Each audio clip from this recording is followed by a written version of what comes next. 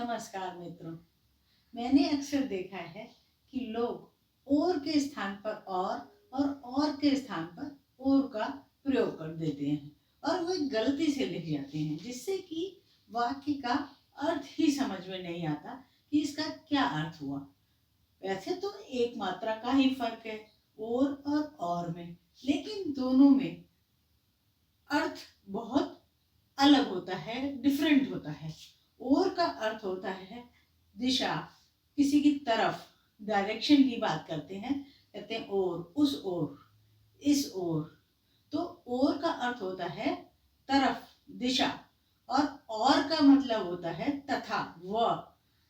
किसी दो शब्दों के बीच में, वस्तुओं के बीच में हम जब जोड़ते हैं उनको, जैसे राम और श्याम, मैं और मेरा भाई, तो और शब्द का प्रयोग करते हैं। और जैसे इंग्लिश में होता है एंड, हिंदी में कहते हैं व या तथा। तथा भी हम और के स्थान पर प्रयोग में लाते हैं। अब मैं आपको कुछ उदाहरण बताऊंगी।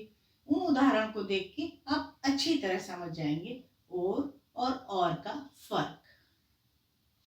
अब मैं आपको और के उदाहरण बताती हूँ। पहले और के वाक्य देखिए। यह बस शहर की ओर जा रही है, तो यहाँ और का प्रयोग हुआ। मैंने देखा मोहन बाजार की ओर जा रहा है, तो यहाँ भी और का प्रयोग हुआ। अब और का देखिए।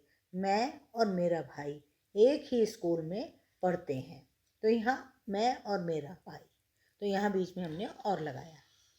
भाई बाजार से संतरा और सेब लेकर आया, तो यहाँ हमने और का प्रयोग किया। तो और दो शब्दों के बीच में संबंध बनाने वाला शब्द हो गया। अब हम एक और उदाहरण देखते हैं। तुम और मैं एक अच्छे दोस्त हैं, यहाँ हमने और का प्रयोग किया। अब अगले वाक्य में हम और दोनों का प्रयोग करेंगे। राम और श्याम नदी की ओर जा रहे हैं, तो यहाँ राम और श्याम में और लग गया, नदी की ओर और हो गया।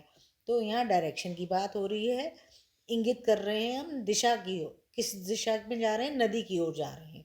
और राम और श्याम दो लोग हो गए। तो उदाहरण है, इसको हम दूसरी तरह कैसे लिखेंगे, जब हम इनके अर्थ के साथ लिखेंगे।